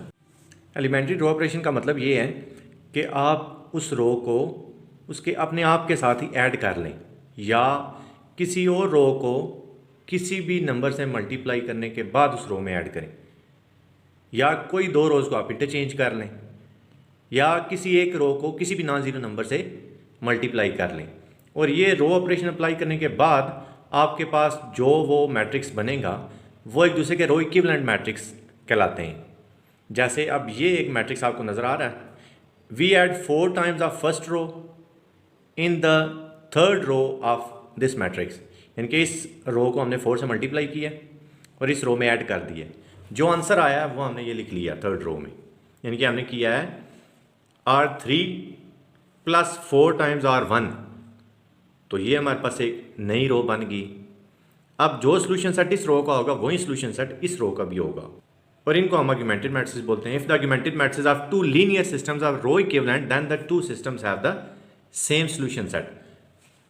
अब बेसिकली 2 हमारे पास मेन क्वेश्चन बनते हैं। पहला क्वेश्चन ये है कि क्या वो सिस्टम कंसिस्टेंट होगा या नहीं होगा, मतलब क्या उसका सोल्यूशन एग्जिस्ट कर रहा होगा या नहीं कर रहा होगा। और अगर कर रहा होगा तो ज़ाहिर हम ये देखते हैं कि सोल्यूशन एक ही है या एक से ज़्यादा सोल्यूशन आ रहे हैं। अगर सोल्यूशन एग्जिस्ट कर रहा है तो क्या वो यूनिक है या नहीं यूनिक। तो अब हम 2 एग्जांपल सॉल्व करते हैं जिनसे हमें सारी बात क्लियर हो जाएगी। ये पहली एग्जांपल है, हम इसका आर्गुमेंटेड मैट्रिक्स बना लेते हैं। आर्गुमेंटेड मैट्रिक्स के थ्रू भी आप सॉल्व कर सकते हैं, डायरेक्ट इक्वेशंस को देख के भी सॉल्व हो सकता है। अब जैसे मैं यहाँ से नज़र आ रहा है ये 1 है, उसके नीचे वाले 0 बने, ये 0 बनाना है तो क्या करेंगे, इसको 4 से मल्टीप्लाई करेंगे, इस रो को इस रो में ऐड कर देंगे, या इक्वेशन देख लें तब भी ठीक है। इस इक्वेशन को 4 से मल्टीप्लाई करके इस इक्वेशन में ऐड कर लें। इक्वेशन नंबर 1 को 4 से मल्टीप्लाई किया और इक्वेशन नंबर 3 में ऐड कर लिया, हमारे पास आ गया 0 - 3x2 + 13x3 is equal to -9, यानी कि x1 हमारे पास 0 आ गया, वो हमने इधर लिख लिया। x2 का कोफिशिएंट -3 आ गया, x3 का कोफिशिएंट 13 आ गया, राइट साइड में हमारे पास -9 आ गया। अब फिर हमने नेक्स्ट क्या देखना होता है जी, ये तो ऑलरेडी 1 है, अब हमने इसको 0 बनाना है। 1 से नीचे वाले 0 बनाते जाएंगे और आगे चलते जाएंगे। अब इस इक्वेशन को 3 से मल्टीप्लाई करें, इक्वेशन नंबर 2 या रो 2 कह लें, और उसको इस इक्वेशन में ऐड कर लें। जो भी मेथड अप्लाई करें वो आपकी अपनी चॉइस है। इसको सॉल्व करने के बाद आपके पास जो नेट रिजल्ट आएगा वो आपके पास इस फॉर्म में आ जाएगा। ये इक्वेशंस की फॉर्म आ गई और ये आर्गुमेंटेड मैट्रिक्स आ गया। अब यहाँ से आप सिर्फ थर्ड रो को देखें, x1 इज इक्वल टू 3 आपके पास आ रहा है, x3 इज इक्वल टू 3, फिर इसी तरह x2 - 4x3 is equal to 4, या x1 - 2x2 + x3 is equal to 0, यानी कि x3 आपके पास 3 बन रहा है। तो इसका मतलब यह है कि आपके पास एक ही सोल्यूशन एग्जिस्ट करेगा। लेकिन अगर यहाँ पे आपके पास आ जाता 0, यहाँ पे कोई भी नॉन ज़ीरो नंबर, यानी कि 0 इज इक्वल टू 3 आ जाता, तो फिर हम कहते हैं कि ये कंट्रडिक्शन है, यानी कि इसका सोल्यूशन एग्जिस्ट नहीं करेगा। लेकिन अगर यहाँ पे दोनों जगह पे 0 आता ना, यहाँ भी 0 यहाँ भी 0, फिर हम कहते हैं कि इसके एक से ज़्यादा सोल्यूशन एग्जिस्ट करें। दोबारा बात आते हैं, सुन लें। यहाँ पे अगर दोनों नॉन ज़ीरो हैं तो मतलब आपके पास एक सोल्यूशन आ रहा है। अगर यहाँ पे 0 है और यहाँ पे नॉन ज़ीरो, मतलब 0 इज इक्वल टू 3, तो फिर हम कहते हैं ये कंट्रडिक्शन है और इसका कोई सोल्यूशन नहीं है, नो सोल्यूशन। लेकिन अगर यहाँ दोनों जगह 0 आ जाते, 0 इज इक्वल टू 0, तो फिर हम कहते हैं कि इसके एक से ज़्यादा सोल्यूशन, यानी कि इन्फिनिटली मैनी सोल्यूशंस एग्जिस्ट कर रहे हैं। जैसे ये नेक्स्ट क्वेश्चन है, इसको जब आप सॉल्व करेंगे तो आपके पास जो थर्ड रो आएगी वो इस तरह की आ रही है, 0 इज इक्वल टू 5/2, तो ये तो फॉल्स स्टेटमेंट है, यानी कि 0 is equal to 2.5 which is not possible, so the system is inconsistent, यानी कि उसका कोई सोल्यूशन नहीं है। अब इसकी थोड़ी सी एक्सरसाइज भी देख लें। ये जो पहला क्वेश्चन है, लास्ट 2 इक्वेशन को आप सॉल्व करेंगे तो आपको x3 और x4 दोनों की वैल्यूज मिल जाएंगी। ये दोनों वैल्यूज आप इस इक्वेशन में पुट करेंगे, यहाँ से आपको x2 भी मिल जाएगा, यानी कि x2, x3, x4 तीनों की वैल्यू आ चुकी होंगी। वो आप पहली इक्वेशन में पुट करेंगे तो आपको x1 की वैल्यू भी मिल जाएगी, यानी पहली इक्वेशन में आप x2, x3, x4 तीनों की वैल्यूज पुट कर देंगे। बी पार्ट में आपको x4 ऑलरेडी दिया हुआ है, x3 की वैल्यू 7/2 बन गई, 2 मल्टीप्लाई और आगे डिवाइड हो जाएगा, यानी कि x3 और x4 दोनों की वैल्यूज आ चुकी हैं। इसमें आप x3 पुट करेंगे आपको x2 की भी मिल जाएगी, फिर इसमें आप तीनों वैल्यूज पुट करेंगे तो x1 की वैल्यू भी आ जाएगी। नेक्स्ट क्वेश्चन है, the augmented matrix of a linear system have been transformed by row operation into form below, यानी कि उसको सॉल्व करके ये हमारे पास नेट रिजल्ट बोला आ रहा है। Determine if the system is consistent. अब देखिए यहाँ पे हमारे पास क्या आ रहा है, नॉन जीरो, यहाँ पे हमारे पास क्या आ रहा है, जीरो, मतलब कंट्रडिक्शन। तो कंट्रडिक्शन का मतलब क्या है कि हमारे पास सिस्टम का सोल्यूशन एग्जिस्ट नहीं कर रहा। इसमें वो पूछ रहा है कि क्या ये जो कुछ लिखा हुआ है 3 4 -2 ये इसका सिस्टम का सोल्यूशन है या नहीं है। तो एक्स वाई जी की वैल्यूज आप पुट करेंगे, left hand side is equal to right hand side आ जाती है तो वो सिस्टम का सोल्यूशन है, वरना नहीं है। तो जब आप ये वैल्यूज पहली इक्वेशन में पुट करेंगे तो 7 इज इक्वल टू 7 आ जाएगी, left hand side is equal to right hand side, so this is the solution of this system. Next question 4, for what values of H and K in the following system consistent. वो कह रहा है H और के की क्या values रखें तो आपके पास जो सिस्टम है वो कंसिस्टेंट आता है, यानी कि उसका सोल्यूशन आता है। तो एचेलॉन फॉर्म के लिए सबसे पहली चीज़ ये है, आपके पास जितनी भी रोज़ हैं उनमें अगर कोई जीरो रो आ रही है, जीरो रो का मतलब है ऐसी रो जिसमें सारी एंट्री जीरो हों, तो वो सबसे नीचे होना ज़रूरी है, यानी कि जितनी भी जीरो रोज़ होंगी वो सारी की सारी एंड में लिखी जाएंगी। ऐसे ये एक मैट्रिक्स लिखा हुआ 1 2 3 0 0 0 -1 3 5। अब ये एचेलॉन फॉर्म नहीं है, देख के ही पता चल रहा है। वजह कि इसमें जो जीरो रो है वो नंबर 2 पे आ रही है, लेकिन अगर इसी को आप नंबर 3 पे ले जाएं तो एचेलॉन फॉर्म की पहली कंडीशन फुलफिल हो जाएगी। बस इसी को अगर आप ऐसे लिख दें, ये 0 0 0 सेकंड रो थी उसको आप थर्ड में लिख दें, यानी कि R2 और R3 को आप रिप्लेस कर दें। दूसरी कंडीशन जो है वो आप हर रो को सेपरेटली चेक करेंगे। हर रो का जो पहला एलिमेंट है उसको हम स्टार्टेड एंट्री बोलते हैं। मतलब ये जो पहली रो आपको नजर आ रही है इसमें जो 1 है ये स्टार्टेड एंट्री है, इसकी वैल्यू कोई भी हो सकती है, 0 भी हो सकती है और नॉन जीरो भी हो सकती है। अब आपने देखना है कि स्टार्टेड एंट्री को हम लीडिंग एंट्री कब बोलेंगे, अगर ये एंट्री नॉन जीरो है तो फिर ये लीडिंग एंट्री कहलाएगी। अब ये जीरो है, स्टार्टेड एंट्री तो ये है, लेकिन अब ये लीडिंग एंट्री नहीं है, लीडिंग एंट्री का नॉन जीरो होना जरूरी है। अब लीडिंग एंट्री ये वाली है, तो एचेलॉन फॉर्म में आपके पास जितनी भी लीडिंग एंट्रीज होंगी हर रो की, उनका नॉन जीरो होना जरूरी है। अच्छा, लाजमी नहीं है ये 1 ही हो, ये 2 भी हो सकती है, 3 भी हो सकती है, कोई भी नॉन जीरो नंबर हो सकता है।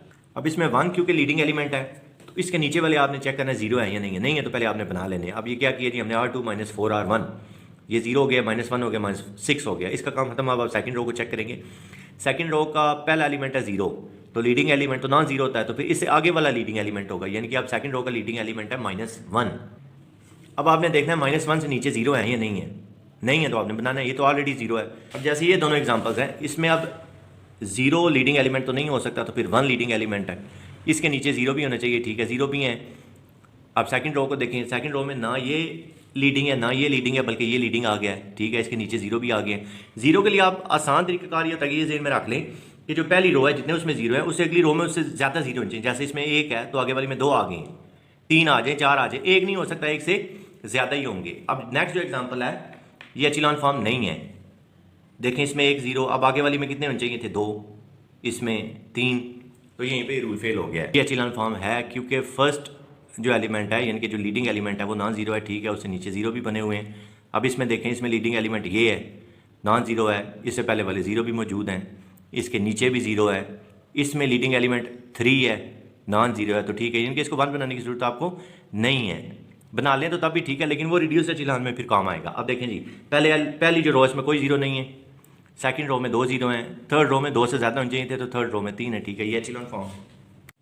पिवट पोजीशन क्या है जी, अभी जो आपने लीडिंग एंट्री चेक की थी वही लीडिंग एंट्री आपकी समझ लें कि पिवट पॉइंट या पिवट पोजीशन कहलाती है, और जिस कॉलम में वो मौजूद हो वो पिवट कॉलम कहलाता है। जैसे इस एग्जांपल में ये क्योंकि लीडिंग एंट्री थी ये पिवट पॉइंट कहलाता है, और ये जो सारा कॉलम है ये पिवट कॉलम कहलाएगा। इसी तरह ये पिवट था तो ये सारा कॉलम भी पिवट कॉलम कहलाएगा। ये पिवट पॉइंट, ये कॉलम पिवट कॉलम, ये पिवट पॉइंट, ये कॉलम पिवट कॉलम। अब pivot is a column of A that contains a pivot position, यानी कि जो पिवट पोजीशन है जिस कॉलम में मौजूद है वो कॉलम पिवट कॉलम कहलाएगा। जैसे अब इस एग्जांपल में बता रहा है ये पिवट पॉइंट है तो ये कॉलम पिवट कॉलम कहलाएगा। हमें रिड्यूस्ड एचेलॉन चेक करनी है, तो रिड्यूस्ड एचेलॉन में ये होगा कि जिस कॉलम में लीडिंग एंट्री आ रही होगी उस कॉलम में बाकी सारी एंट्री जीरो होंगी। अब कॉलम की बात हो रही है, मतलब जैसे ये कॉलम है, इसमें ये 1 है लीडिंग एंट्री, इसके नीचे तो जीरो है, लेकिन अगर इसके ऊपर भी जीरो हो जाता तो फिर वो कंडीशन सेटिस्फाई होनी थी।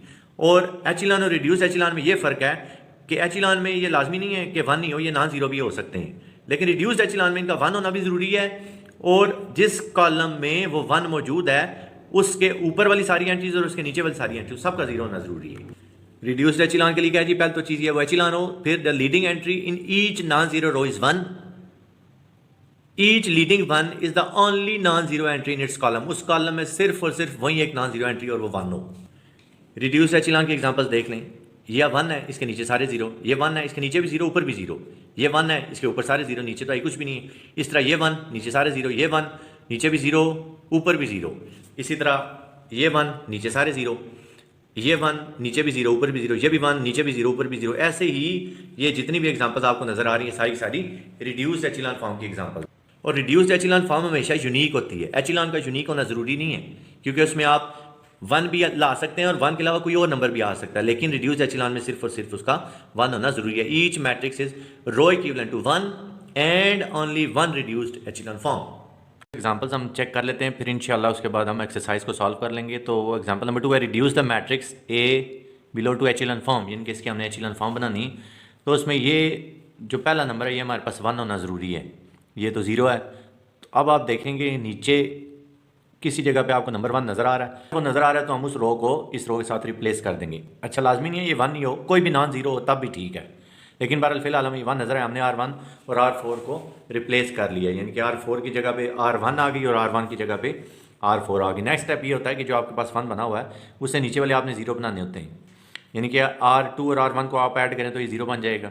इस तरह इसको 2 से मल्टीप्लाई करके इसमें ऐड करें तो ये भी 0 बन जाएगा। अब हमने कर दिया R1 plus R2 and 2R1 plus R3, तो ये सारे 0 बन गए। उसके बाद नेक्स्ट रो में हमने देखना होता है कि हमारे पास पहली नॉन जीरो एंट्री कौन सी है, उसको पिवट बोलते हैं। ये दोनों 0 बन गए। अब नेक्स्ट ये जो रो 3 है ये हमें सारी सारी 0 नज़र आ रही है। तो एचिलॉन फॉर्म में ये कंडीशन होती है कि रो जो 0 वाली है वो हमेशा एंड में लिखी जाती है। अब हम ये करेंगे R3 और R4 को रिप्लेस कर देंगे, यानी कि ये वाली रो ऊपर चली जाएगी, ये नीचे। ये नेक्स्ट स्टेप है। अब हम रो 3 को देखेंगे, उसमें पहली नॉन जीरो एंट्री कौन सी है, ये भी 0, ये भी 0, ये भी 0, ये नॉन जीरो आ गई। अब ये लाजमी फिर रिपीट कर रहा हूँ बात, इसका 1 होना ज़रूरी नहीं है एचिलॉन फॉर्म में, सिर्फ नॉन जीरो चाहिए। तो ठीक है जी, नॉन जीरो हमें मिल चुकी है, और नॉन जीरो के नीचे वाले हमने देखने होते हैं कि 0 है या नहीं है। नहीं है तो बना लेंगे, तो ये तो ऑलरेडी 0 है। तो यहाँ पे ये आपकी एचिलॉन फॉर्म बन चुकी है। अब आप इसमें ये देख लें कि पिवट कॉलम आपके कौन कौन से हैं। एक ये वाला पिवट कॉलम है क्योंकि इसमें पिवट आ रहा था, एक ये पिवट कॉलम है क्योंकि इसमें पिवट आ रहा था, फिर ये तो 0 था तो ये पिवट कॉलम आपका नहीं है, ये पिवट कॉलम है आपका जिसमें पिवट आ रहा है। इसमें 3 पिवट कॉलम्स हैं। एक और बात भी आपको बताता चलूँ कि एंड में ये दोनों क्योंकि 0 0 आए हुए हैं, तो इसका मतलब है कि ये जो इक्वेशंस हैं इसके इन्फिनिटली मैनी सॉल्यूशंस होंगे। अब रिड्यूस एचिलॉन फॉर्म देखते हैं। इस क्वेश्चन को हमने रिड्यूस एचिलॉन फॉर्म से सॉल्व करना है। अब ये फिर वही बात आ गई, 0 आ गया, तो आप इसको R2 से रिप्लेस कर लें, R3 से आपकी अपनी चॉइस है। R1 और R3 को हमने रिप्लेस कर दिया, ये आपका पिवट आ गया 3। अब यहाँ पे 2 पॉसिबिलिटीज़ हो सकती हैं कि पहले आप एचिलॉन फॉर्म बना के उसके बाद रिड्यूस्ड बना लें, या डायरेक्ट रिड्यूस बनाएं। अगर डायरेक्ट रिड्यूस बनानी है आपने तो फिर इसको आपको 1/3 से मल्टीप्लाई करना पड़ेगा ताकि 1 बने। उसके बाद फिर जो भी काम होगा वो बात की बात है। और दूसरा ये कि आप एचिलॉन बना लें, तो हम दोनों बातें चेक कर लेते हैं। पहले हम इसको एचिलॉन बनाते हैं। अब R1 में से R2, बल्कि R2 में से आप R1 माइनस करें, क्योंकि जिसको आपने चेंज करना होता है उसको आपने पहले लिखना है। R2 माइनस R1, 3 माइनस 3 आपके पास 0 आ जाएगा, बाकी पे एंट्रीज उसी तरह चेंज हो जाएंगी।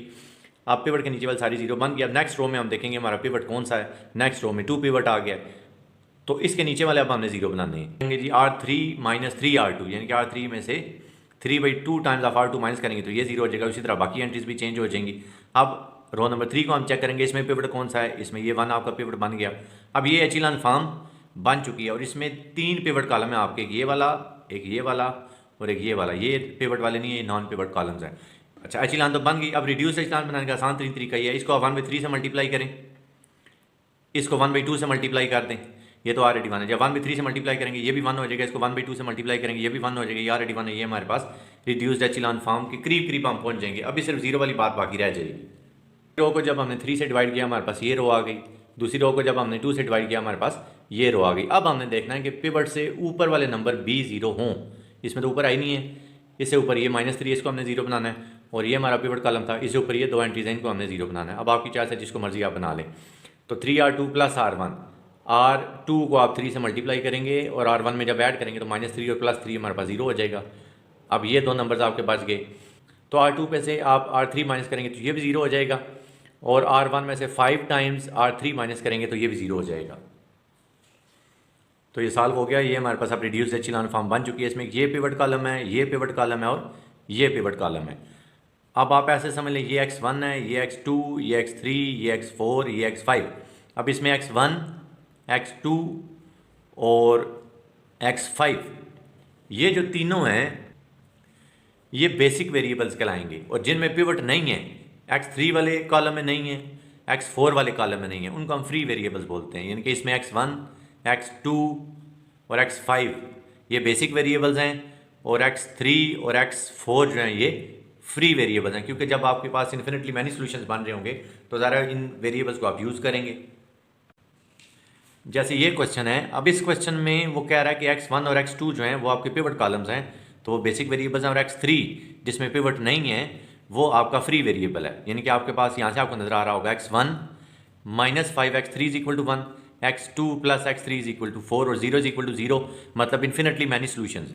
अब बात करने का मकसद ये है कि जो फ्री वेरिएबल होगा आप उसको एक साइड पे लिखेंगे, जितने फ्री वेरिएबल्स होंगे सबको एक साइड पे लिख लेंगे, जितने बेसिक वेरिएबल्स होंगे उनको एक साइड पे लिख लेंगे। x1 = 1 + 5x3, क्योंकि x3 जो है वो फ्री वेरिएबल है। Similarly x2 = 4 - x3 because x3 is free. अब इसके आपके इन्फिनिटली मैनी सॉल्यूशंस बन जाएंगे। x3 को आप वैल्यूज देते जाएं, x1 और x2 की आपकी वैल्यू मिलती जाएंगे। मतलब x3 को अगर हम 0 कह दें तो x1 आ गया 1, x2 आ गया 4, 1 4 0, ये आपका एक सेट बन गया। इसी तरह आपके पास काफ़ी सारे बनते जाएंगे, आप डिफरेंट वैल्यूज देते जाएंगे, बनते जाएंगे। लेकिन ये जो सोल्यूशन है ये जनरल सोल्यूशन कहलाएगा। अब हम एक्सरसाइज सॉल्व करते हैं। पहला question, find the general solution of the linear system whose augmented matrix is given 1 - 3 - 5 0 0 1 1 3। अब एचेलॉन फॉर्म तो ये पहले से है, अगर आप इसको रिड्यूस बनाना चाहें तो ठीक है, वरना डायरेक्ट भी आप सॉल्व कर सकते हैं। पर मैंने इसको रिड्यूस बना लिया R1 + 3R2, तो ये भी हमारे पास 0 हो जाएगा। अब ये दो पिवट कॉलम्स हैं, यानी कि x1 and x2 are basic variables, इसमें पिवट नहीं है, और ये x3 वाला कॉलम है, तो x3 हमारे पास फ्री वेरिएबल होगा। यानी कि x1 और x2 को हम in terms of x3 represent कर देंगे। ये हमारे पास क्या आ गया, x1 - 2x3 = 9 and x2 + x3 = 3। तो x1 क्या आ जाएगा 9 + 2x3, x2 आ जाएगा 3 - x3। ये हमारा जनरल सोल्यूशन है। x3 फ्री है तो x3 फर्ज करते हैं हम 0 पुट करते हैं तो हमारे पास एक सोल्यूशन आ जाएगा, 1 पुट करते हैं दूसरा, इसी तरह तीसरा, जितने मर्जी सोल्यूशन बना लें। x3 को अगर आप उन इक्वेशंस में 0 पुट करें तो आपका सोल्यूशन आएगा 930, 1 पुट करें 11 2 1, इसी तरह जितने सोल्यूशन आप मर्जी बनाएं। Find the general solution of this system. तो पहले हम इसको ऑगमेंटेड मैट्रिक्स की फॉर्म में लिख लेते हैं। ऑगमेंटेड मैट्रिक्स हमारा बन जाएगा 1 - 2 - 1 3, राइट साइड पे 0, -2 4 5 -5, राइट साइड पे 3 3 - 6 - 6 8 और राइट साइड पे 2। तो एचेलॉन बनाइए, रिड्यूस्ड हमारी मर्जी है। बहरहाल पहला आपके पास 1 है तो आपने उसके नीचे वाले 0 बना लेना। तो हम क्या करेंगे, R2 + 2R1 and R3 - 3R1। 2 + 2R1 करने से हमारे पास ये 0 बन गया, बाकी भी रो में जो चेंजिंग आनी थी आ गई। R3 - 3R1 करने से ये भी 0 आ गया, बाकी भी जो चेंजिंग आनी थी आ गई। अब हम नेक्स्ट रो में देखेंगे हमारे पास पिवट कौन सा बन रहा है, ये भी 0 है, ये भी 0 है, ये 3 है, तो ये नॉन 0 होना चाहिए था। ठीक है, हमारा पिवट है। तो अब हमने पिवट से नीचे वाले 0 बनाने थे, तो अब हम ये करेंगे R3 और R2 को ऐड कर लेंगे। R3 और R2 को ऐड करने से ये 0 बन जाएगा, बाकी भी चेंजिंग नहीं आ जाएगी। ये 0 हो गया, ये 0 हो गया, ये 5 आ गया। अब यहाँ से हमें नॉर्मली सोल्यूशन का आइडिया होता है, क्योंकि 0 = 5 ये तो कंट्रडिक्शन है, तो जब भी कंट्रडिक्शन आएगी आपके पास सोल्यूशन एग्जिस्ट नहीं करेगा, तो इसका सोल्यूशन सेट क्या है जी, नो सोल्यूशन। और कई दफ़ा ऐसा होता है कि सिस्टम को देखने से आपको आइडिया हो जाता है कि इसका सोल्यूशन एग्जिस्ट कर रहा है या नहीं कर रहा। मसलन अगर आप इस सिस्टम को गौर से देखें तो आपको पता चल रहा है कि R1 में से अगर आप R3 माइनस करें तो R2 बन रही है। देखिए 1 - 3 - 2 -2 + 6 + 4 -1 + 6 + 5 3 - 8 - 5, लेकिन सिर्फ लेफ्ट साइड बन रही है। इशू ये है, राइट साइड पे आप 0 - 2 जब करते हैं तो आपके पास -2 आता है, लेकिन यहाँ पे तो 3 है। जब सिर्फ लेफ्ट साइड बन रही हो, राइट ना बन रही हो, तो उसका मतलब होता है नो सोल्यूशन। लेकिन अगर दोनों साइड्स बनती, मतलब आप 0 - 2 करते हैं, यहाँ पे 3 की जगह भी अगर -2 लिखा हुआ आ जाता, अगर लेफ्ट हैंड साइड और राइट हैंड साइड दोनों बन रही होती, तो फिर हम कहते हैं इसके इन्फिनिटली मैनी सोल्यूशंस एग्जिस्ट कर रहे हैं, क्योंकि फिर एंड में हमारे पास वो जहाँ 0 5 आया था वहाँ 0 0 आने थे दोनों। 3 से क्वेश्चन नंबर 12 तक आप जो क्वेश्चन हैं उनमें सिर्फ हमने जनरल सोल्यूशन फाइंड करना है और ये ऑगमेंटेड मैट्रिसेस दिए हुए हैं। Let's start from question number 3। ये जो जीरो वाला कॉलम है इसको आप स्किप भी कर सकते हैं, ना भी लिखें तो कोई मसला नहीं है, और नहीं स्किप करना चाहते हैं साथ लिखते जाते हैं तब भी कोई इशू नहीं है। फिर फर्क क्या पड़ेगा, ये x1 ये x2 ये x3, अगर जीरो वाला कॉलम सारा आप स्किप कर देंगे फिर ये x1 और ये x2 कहलाएगा। तो अब हम इसकी रिड्यूस एचिलॉन या एचिलॉन फॉर्म बनाएंगे। ये तो ऑलरेडी 1 है, इससे नीचे वाला हमने जीरो बनाना है, तो r2 - 2r1 करेंगे, ये जीरो बन जाएंगे। नेक्स्ट अब हम कॉलम नंबर 2 में देखेंगे कौन सी लीडिंग एंट्री है, तो -1 लीडिंग एंट्री है। अब ये एचिलॉन यहाँ पे बन चुकी है, अगर आप रिड्यूस आगे बनाना चाहते हैं तो इसको आप -1 से मल्टीप्लाई कर लें, ये 1 हो जाएगा, ये 4 हो जाएगा। तो अब एचिलॉन में क्या आता है जी, जो पिवट से ऊपर और नीचे हमने जीरो बनाने हैं, तो इस 1 से तो ऊपर कुछ भी नहीं है, नीचे वाला जीरो बन चुका है। अब इस 1 से ऊपर वाले हमने जीरो बनाने हैं, वो सिर्फ नंबर 2 है, तो हम r1 में से 2 टाइम्स r2 माइनस करेंगे तो ये भी जीरो बन जाएगा, ये जीरो हो गया। अब x1 हमारे पास आ गया -3 और x3 हमारे पास आ गया 4। क्वेश्चन नंबर 4 है 1 - 3 0 - 5 - 3 7 0 9। इसी तरह आप इसमें भी ये जीरो वाला कॉलम आप स्किप करना चाहें तो कर सकते हैं, इस क्वेश्चन मैंने स्किप कर दिया है। ये इक्वेशन आपकी क्या बन गई, x1 - 3x2 -5 and -3x1 + 7x2 9। ये तो हमारे पास ऑलरेडी 1 है, इससे नीचे वाले को हमने जीरो बनाना था, तो 3 से मल्टीप्लाई करेंगे, रो नंबर 1 को इसमें ऐड कर देंगे, ये जीरो हो गया। नेक्स्ट -2 आ रहा है, -6 आ रहा है, -2 हमारा पिवट नंबर है। अब एचिलॉन तो यहाँ पे बन चुकी है, एचिलॉन फॉर्म से सॉल्व कर सकते हैं, रिड्यूस बना के भी सॉल्व कर सकते हैं। तो बहरहाल मैं इसको एचिलॉन से ही चेक कर लेता हूँ, -2 = -6, तो x2 की वैल्यू आपके पास 3 आ गई। और दूसरी इक्वेशन आपकी क्या बन गई, x1 - 3x2 = -5, ये लिख दिया। अब इसमें x2 की आप वैल्यू पुट करेंगे, उसको सिंप्लीफाई कर लें। x2 की वैल्यू 3 हमने यहाँ पे पुट कर दी, वहाँ से x1 की वैल्यू आ गई 4। नेक्स्ट क्वेश्चन नंबर 5 है। अब इसमें पहला डिजिट हमें जीरो नज़र आ रहा है, तो अब हम देखेंगे कि इस कॉलम में कहीं और नॉन जीरो है तो आप उसको रिप्लेस कर दें। जैसे आप सेकंड रो में -1 है तो हमने r1 और r2 को रिप्लेस कर दिया। अब ये -1 है, अब आपने एचिलॉन बनानी है, रिड्यूस्ड आपकी अपनी मर्जी है। अगर एचिलॉन बनानी है तो -1 ठीक है, इसको छेड़ने की जरूरत नहीं है। और -1 के नीचे ऑलरेडी जीरो भी आया हुआ, तो अब हम चेक करेंगे कि नेक्स्ट रो में पिवट कौन सा। अब ये 3 पिवट है, यानी कि एचिलॉन ये यहाँ पे बनी हुई है। अगर यहीं से आप इसको एचिलॉन के थ्रू सॉल्व करना चाहते हैं तो ये आ जाएगा 3x2 + 6x3 = 9 and -x1 + x2 - 2x3 = 1। उन दोनों इक्वेशंस को आप सॉल्व कर लें। और अगर रिड्यूस्ड में आप इसको कन्वर्ट करना चाहते हैं तो फिर आपको इस -1 को पहले 1 बनाना पड़ेगा। अब इसको हम -1 से मल्टीप्लाई करते हैं, रिड्यूस्ड एचिलॉन बना के चेक कर लेते हैं, 1 -1 2 एंड -1। फिर अब हम ये चेक करेंगे कि ये जो नंबर है, जो पिवट है हमारा, 1 है या नहीं है। 1 नहीं है तो 1 बना लेंगे। इसको अब हम 1/3 से मल्टीप्लाई करेंगे, ये हो जाएगा 1 2 3। अब ये 1 2 3 जब हो चुका तो अब हम देखेंगे जो हमारे पिवट हैं उससे ऊपर और नीचे जीरो होने चाहिए, इसमें तो ऑलरेडी है। इसमें अब सिर्फ इसको हमने जीरो बनाना है, तो r1 और r2 को जब हम ऐड करेंगे ये भी जीरो बन जाएगा। अब ये रिड्यूस एचिलॉन बन चुकी है। अब एक इक्वेशन हमारी बन जाएगी x1 + 4x3 = 2, x2 + 2x3 = 3। अब इसमें जिस बात पे आपने नज़र रखनी है वो ये है कि पिवट कॉलम आपके कौन से हैं, यानी कि किस किस कॉलम में पिवट आ रहा है। एक ये आपका पिवट कॉलम है, एक ये आपका पिवट कॉलम है और एक ये आपका पिवट कॉलम है। तो ये जो दोनों वेरिएबल्स होंगे ये बेसिक वेरिएबल्स कहलाएंगे, इनके x1 and x2 these are called basic variables. और ये जो x3 है क्योंकि इसमें पिवट नहीं है तो ये फ्री वेरिएबल कहलाएगा। इनके आपने इन दोनों को बेसिक वेरिएबल्स को आपने फ्री वेरिएबल में रिप्रेजेंट कर देना है। तो हमारे पास x1 + 4x3 = 2 जो आया हुआ है, हम इसको लिख लेंगे x1 = 2 - 4x3, और ये था x2 + 2x3 = 3, इसको हम लिख लेंगे x2 = 3 - 2x3। क्या होगा जी, जो फ्री वेरिएबल्स हैं दोनों एक साइड पे आ जाएंगे। अब इसके इन्फिनिटली मैनी सोल्यूशन निकलेंगे, आप x3 को वैल्यूज देते जाएंगे, आपके रूट्स आते जाएंगे। इन क्वेश्चन में हमने सिर्फ जनरल सोल्यूशन निकालना था, तो आपको जनरल सोल्यूशन आ जाएगा x1 = 2 - 4x3 and x2 = 3 - 2x3। 1 3 - 3 7 3 9 - 4 1, ये नंबर तो 1 है ऑलरेडी, तो इसके नीचे वाला हमने जीरो बनाना है, तो r2 - 3 r1 करेंगे, ये जीरो बन जाएगा। अब नेक्स्ट रो में देखने जी हमारा पिवट कौन सा, ये पिवट है, तो इसको अगर हम 5 से डिवाइड कर दें ये हमारे पास आ जाएगा 1 और यहाँ पे आ जाएगा -4। अब हमने देखना है पिवट से ऊपर और नीचे जीरो, तो इस पिवट में तो नीचे हाई जीरो है, इस पिवट में जो ऊपर -3 है इसको भी आपने जीरो बनाना है, तो ये रिड्यूस एचिलॉन फॉर्म बन जाएगी। वो कैसे बनाएंगे, r1 में 3 टाइम्स r2 हम ऐड कर देंगे। So after r1 + 3 r2 we will get 0 0 1 and -4। अब ये रिड्यूस्ड एचिलॉन बन चुकी है। अब फिर वहीं पिछले क्वेश्चन वाली बात आ गई, एक पिवट इसमें है तो x1 बेसिक वेरिएबल कहलाएगा, एक पिवट इसमें है तो x3 बेसिक वेरिएबल कहलाएगा, और इसमें क्योंकि पिवट नहीं है तो ये हमारा फ्री वेरिएबल कहलाएगा x2। तो बेसिक वालों को हम एक साइड पे लिख लेंगे, फ्री वेरिएबल्स को हम एक साइड पे लिख लेंगे। इक्वेशन बन जाएगी x1 + 3x2 = -5 एंड x3 = -4।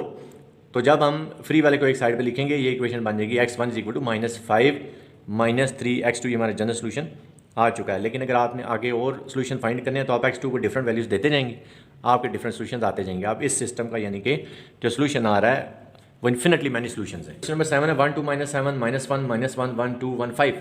अब ये तो 1 मौजूद है, इससे नीचे वाले हमने 0 बनाने, यानी कि R2 को हम R1 में ऐड कर देंगे, फिर इसको 2 से मल्टीप्लाई करेंगे या -2 से मल्टीप्लाई करके इसमें ऐड कर लें, या 2 से मल्टीप्लाई करके R3 में से इसको माइनस कर लें। बहरहाल ये करने के बाद हमारे पास ये दोनों 0 बन गए। अब हम नेक्स्ट रो में देखेंगे पिवट कौन सा, नेक्स्ट रो में हमारा पिवट है 1, तो ये तो ज़बरदस्त बात होगी। तो ऑलरेडी 1 है, अब हम इससे नीचे वाला 0 बनाएंगे, यानी कि R3 में हम ऐड कर देंगे 3 टाइम्स R2, जिससे ये 0 हो जाएगा। यहाँ पे -18 और +19 ये 1 आ जाएगा।